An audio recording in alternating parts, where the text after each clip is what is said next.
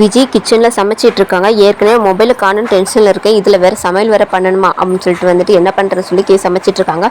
அந்த டைமில் பிருந்தாவும் அங்கே வந்துட்டு வெங்காயத்தெல்லாம் எடுத்துகிட்டு நிற்கிறாங்க. அப்போ வந்து நீங்கள் என்ன பண்ண போகிற அப்படின்னு சொல்லிட்டு வந்து விஜய் கேட்குறாங்க.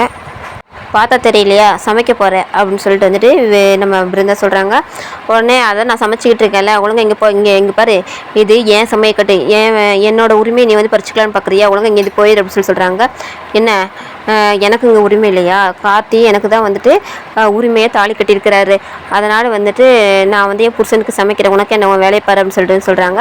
ஆனால் வெங்காயத்தெல்லாம் வந்து நம்ம விஜய் தள்ளி விட்டுறாங்க. உடனே வந்துட்டு உனக்கு மட்டும் தான் வந்துட்டு பண்ண தெரியுமா, நானும் திருப்பி பண்ணுறேன் அப்படின்னு சொல்லிட்டு வந்துட்டு அவங்க சமைச்சிக்கிட்டு இருக்கிறத பிருந்தா தள்ளி விட்டுறாங்க. உடனே என்ன நடக்குதுன்னு சொல்லிட்டு வந்து நம்ம கண்மணியும் வீராவும் அங்கே வர்றாங்க. ஒழுங்காக இங்கேருந்து உங்கள் தங்கச்சி கூப்பிட்டு போயிருங்க, அப்புறம் என்ன நடக்குன்னு எனக்கு தெரியாதுன்னு சொல்லிட்டு வீரா கிட்ட வந்து நம்ம விஜய் சொல்கிறாங்க. ஏன்னாச்சும் சொல்லி கேட்கும்போது நான் என் புருஷனுக்கு சமைக்கிறேன், இவன் வந்துட்டு தள்ளி விடுறாங்கிற மாதிரி சொல்லிட்டு இருக்காங்க. நீ என்ன அவகிட்ட ஏன் பிரச்சனை பண்ணுறா, அதை 2 அடுப்பு இருக்குல்ல, ஆளுக்கு ஒரு பக்கமாக சமைங்க, இங்கே பாரு என் தங்கச்சிக்கிட்ட வம்பு பண்ணுற வேலை வச்சுக்காது அப்படின்னு சொல்லி வந்து வீரா சொல்கிறாங்க. கண்மணி சொல்கிறாங்க, உனக்கு எதுக்கு இது தேவையில்லாத வேலைலாம் பேசாமல் அம்மா வீட்டுக்கு போய் அங்கே நிம்மதியாக இரு அப்படின்னு சொல்லிட்டு சொல்கிறாங்க. அதுக்கு வந்துட்டு இல்லை நான் என் புருஷனுக்கு சமைக்கிறேன், நீ இதில் வந்து தலையிடாத அப்படின்னு சொல்லிட்டு கண்மணி கிட்ட வந்து நம்ம பிருந்தா சொல்கிறாங்க. உடனே கண்மணி வந்து விஜய் கிட்ட இங்கே பாரு என் தங்கச்சிக்கிட்ட ஏதாச்சும் வம்பு பண்ண அவ்வளோதான் அப்படின்னு சொல்லிட்டு வந்து அங்கேருந்து போயிடுறாங்க. அதுக்கப்புறம் வந்துட்டு 2 பேருமே சமைக்க ஆரம்பிக்கிறாங்க. இங்கே பாரு கீழே தள்ளி விட்டல, அதை எடுத்து வை அப்படின்னு சொல்லிட்டு வந்து பிருந்தா கிட்ட வந்து விஜய் சொல்கிறாங்க. நீயும் தள்ளி விட்டல, ஃபஸ்ட்டு நீ அதை எடுத்து வை அப்படின்னு சொல்லிட்டு பிருந்தா சொல்கிறாங்க. நான் சமைக்கவே இல்லை அப்படின்னு சொல்லிட்டு விஜய் அங்கேருந்து போயிடறாங்க. யாருக்கு நஷ்டம் அப்படின்னு சொல்லி வந்து பிருந்தா வந்து சமைச்சிட்டு இருக்காங்க. வீரா வந்து விஜய் கிட்ட கேட்குறாங்க, ஏன் வள்ளியம்மா தானே சமைப்பாங்க, அவங்களுக்கு என்னாச்சு சொல்லி கேட்கும்போது அவங்க ரூமில் படுத்துருக்காங்க, யாரும் டிஸ்டர்ப் பண்ணக்கூடாது சொல்லியிருக்காங்க சொல்லி சொல்கிறாங்க. உடனே என்னாச்சு தெரியல சொல்லிட்டு வீரா போய் ரூமில் பார்க்குறாங்க. வள்ளி ரொம்பவே ஃபீவரில் படுத்துருக்காங்க. உடனே வந்துட்டு இவ்வளோ ஃபீவரில் இருக்கிறாங்க, யாருமே வந்துட்டு கண்டுக்கலன்னு சொல்லிட்டு வந்து அவங்களுக்கு வந்துட்டு 10 போடலான்னு சொல்லிட்டு வந்துட்டு துணியெல்லாம் எடுத்து வச்சு ஈர துணி வந்துட்டு 10 போடுறாங்க. 10 போட்டுட்டு சரி குடிக்க கஞ்சி வச்சு எடுத்துகிட்டு வரலாம்னு சொல்லிட்டு கஞ்சி வச்சுட்டு இருக்காங்க. இந்த பக்கத்தில் வந்து நம்ம விஜய் வந்துட்டு மொபைலை காணுமே சொல்லிட்டு வந்து ஒவ்வொரு இடமா தேடிட்டு இருக்காங்க. ஒருவேளை யாரும் எடுத்திருப்பாங்களோ அப்படின்னா வந்துட்டு அவங்களுக்கு நம்ம மேலே சந்தேகம் வந்துருக்குமோ சொல்லிட்டு வந்து ஒவ்வொருத்தரையும் செக் பண்ணுறாங்க. ஃபஸ்ட்டு காஃபி எடுத்துகிட்டு போய் கார்த்திகிட்ட கொடுக்குறாங்க. கார்த்திக் வந்துட்டு அதை வாங்காமல் வந்துட்டு எந்திச்சு போயிடுறாங்க. இது வந்து எப்போயுமே இருக்க கோவம் தான். அப்போ வந்து இவங்க எடுக்கலை. அடுத்து வந்துட்டு ராகுன்கிட்ட போகிறாங்க. ராகுன்கிட்ட போயிட்டு மச்சான் மதியத்துக்கு என்ன செய்கிறது அப்படின்னு சொல்லி கேட்குறாங்க. ஏதோ ஒன்று செய் அப்படின்னு சொல்லிட்டு ராகுன் சொல்கிறாங்க. உங்களுக்கு என் மேலே ஏதாச்சும் கோவமான்னு சொல்லி கேட்கும்போது இல்லை யார் மேலே தப்பு இருக்குன்னு எனக்கு சரியாக முடிவெடுக்க முடியலை, காலந்தான் பதில் சொல்லணும் அப்படின்னு சொல்லிட்டு ராகுல் அங்கேருந்து போயிடுறாங்க. அப்போ வந்து இவரும் வந்துட்டு மொபைல் எடுக்கலை. அப்போ யாருன்னு சொல்லி யோசிச்சுட்டு இருக்கும்போது கண்மணி பின்னாடியே வராங்க. அக்கா நான் எல்லோரும் முன்னாடி உண்மையை சொல்லிவிட்டு உங்களை மாட்டி விட்டேன்னு சொல்லி என் மேலே கோவமாக சொல்லிட்டு வந்துட்டு கேட்குறாங்க. அப்போ கண்மணி வந்துட்டு இங்கே பாரு உன்னெல்லாம் என் தங்கச்சியை நினச்சி இப்போ உங்கள்கிட்ட பேசுகிறது நினச்சாவே எனக்கு அசிங்கமாக இருக்கும், என் முன்னாடி நிற்காம இங்கே இது போயிடு அப்படின்னு சொல்லி வந்து கண்மணி வந்து சொல்கிறாங்க. அப்போ இவங்களாம் எடுக்கலை, அப்போ யார் தான் எடுத்திருப்பா, ஒரு வேளை தோட்டத்து பக்கம் நின்று பேசிகிட்டு இருக்கும்போது அங்கேயும் விட்டுட்டோமோ அப்படின்னு சொல்லிட்டு வந்துட்டு அந்த பக்கம் போய் எல்லா இடத்துல தேடிட்டு இருக்காங்க. இதை வந்துட்டு மாறன் வந்து பார்க்குறாங்க. மாறன் பார்த்துட்டு தேடுறியா, தேடு கொஞ்சம் நேரம் நல்லா தேடு அப்படின்னு சொல்லிட்டு வந்துட்டு அதை வேடிக்கை பார்த்துட்டு இருக்காங்க. வேடிக்கை பார்த்து முடிச்சுமே என்ன தேடிட்டு இருக்க அப்படின்னு சொல்லிட்டு கேட்குறாங்க. ஒன்றும் இல்லையே அப்படின்னு சொல்லிட்டு வந்துட்டு விஜய் மறைக்கிறாங்க.